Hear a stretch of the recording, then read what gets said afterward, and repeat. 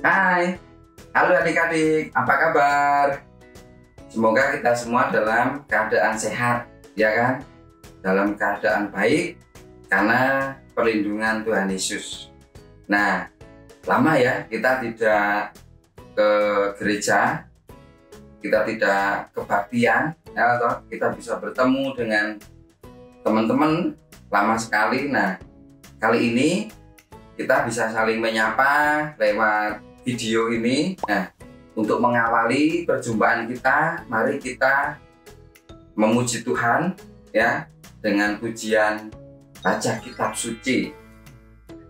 Tentunya adik-adik sudah bisa kan baca kitab suci, doa tiap hari. Ya, pujiannya seperti itu. Mari kita pujikan bersama-sama. Adik-adik yang di rumah bisa juga mengikuti. Oke? Kita pujikan bersama-sama.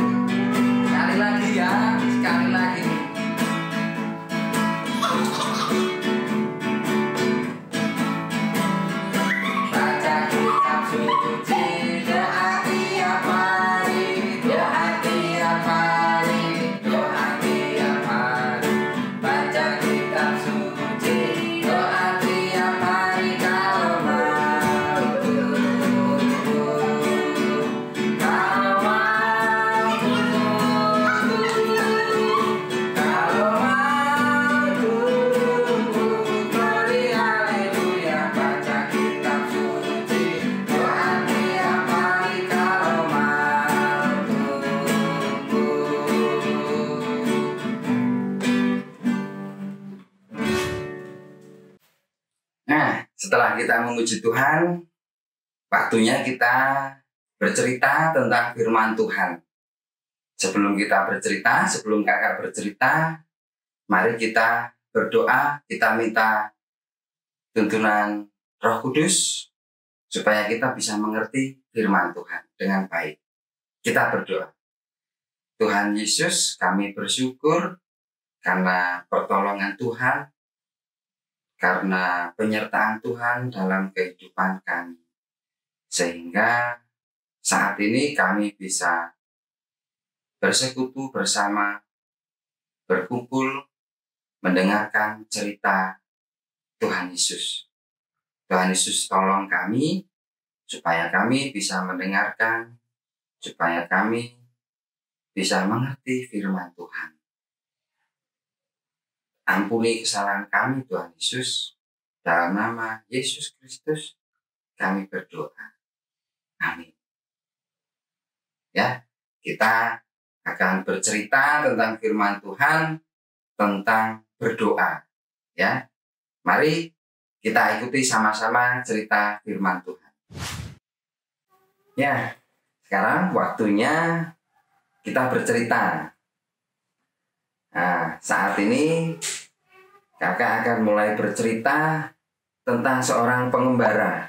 Adik-adik pasti tahu toh, pengembara itu dia biasa pergi kemana-mana. Nah, pada saat dia sampai di sebuah desa, dia melihat ada sebuah rumah yang cukup besar, bagus. Kalau rumahnya sih pengembara ini biasa melihatnya, tetapi ada satu hal yang membuat pengembara ini heran, karena dia melihat sekelompok roh jahat itu sedang berada di atap, tetapi roh jahat itu malah bersantai, ada yang tidur, Nah, heran. Terus kemudian pengembara ini melanjutkan perjalanannya. Kemudian dia tiba di sebuah rumah. Rumahnya itu biasa. Rumahnya biasa. Di atap rumah ada banyak juga roh jahat yang sedang berjaga-jaga. Lah, yang membuat heran pengembara ini, roh jahat di sini beda dengan roh jahat yang di rumah bagus tadi. Roh jahat yang di sini dia begitu aktif, dia begitu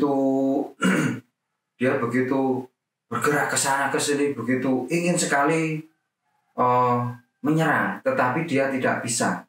Lalu pengembara ini bertanya kepada salah satu roh jahat, "Hai roh jahat, saya heran, kenapa roh jahat yang di sini begitu aktif, begitu ingin menyerang, sedangkan di rumah yang tadi, yang saya lewati, yang saya lihat, roh jahat di sana lebih bersantai, bahkan ada yang tidur." Ya, karena pengembara ini heran, makanya dia bertanya kepada salah satu roh jahat. Nah, jawaban roh jahat ternyata mengejutkan. Kamu tahu nggak pengembara, di rumah yang tadi, yang bagus itu, kenapa roh jahatnya bersantai? Karena penghuni rumah yang ada di rumah itu tidak berdoa dengan sungguh-sungguh. Tetapi yang di rumah ini, mereka berdoa dengan bersungguh-sungguh. Nah, melalui cerita kakak ini, kakak mau bercerita tentang bagaimana kita harus berdoa dengan sungguh-sungguh. Tema kita adalah tetaplah berdoa. Itu adik-adik bisa lihat di 1 Tesalonika. Ya, 1 Tesalonika pasal 5 ayat yang ke-17.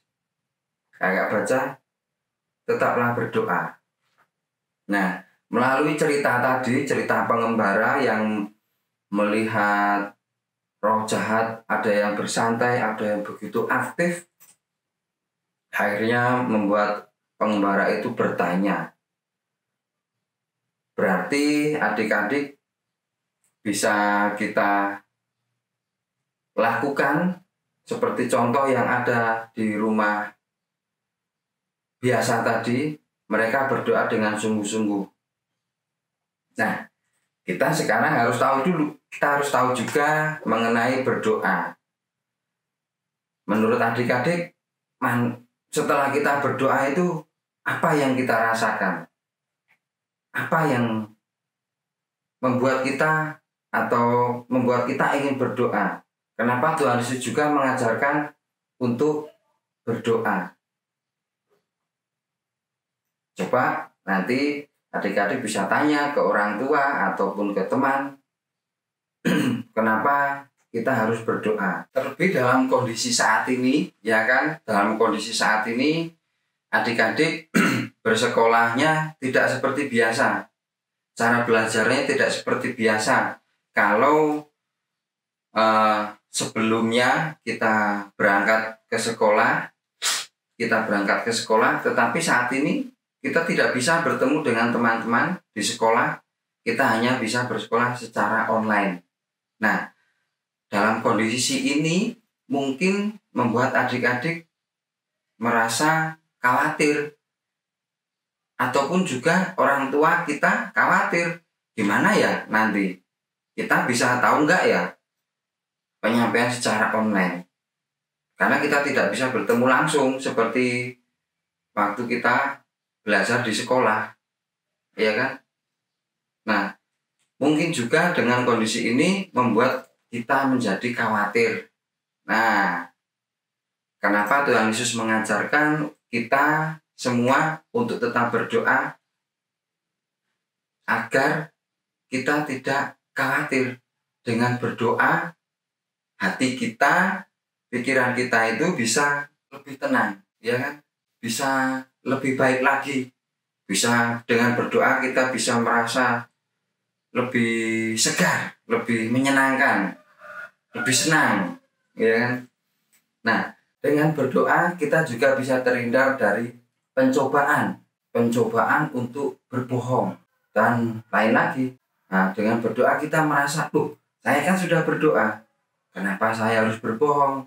Ada juga dengan berdoa adik-adik dan kita semua bisa mendapatkan keselamatan. Contohnya pada waktu kita mau tidur, kita mau istirahat, kita berdoa agar istirahat kita, agar tidur kita diselamatkan, sehingga besok pagi kita bisa bangun dengan selamat.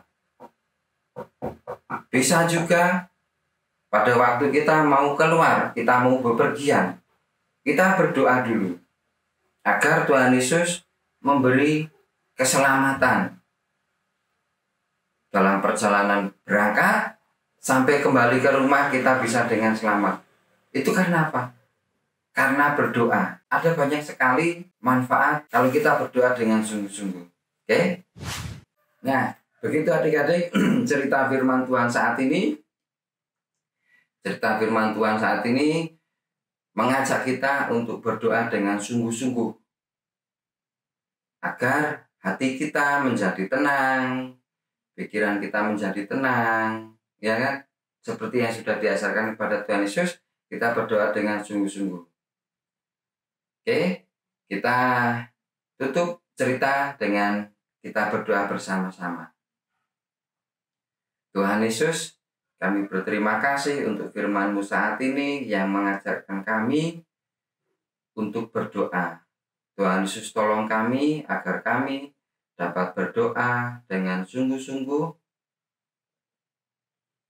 sehingga kami bisa merasakan hati yang tenang, sehingga kami juga selalu merasakan perlindungan Tuhan Yesus. Dalam nama Yesus Kristus kami berdoa. Amin. Kita akan berjumpa di cerita berikutnya. Dadah.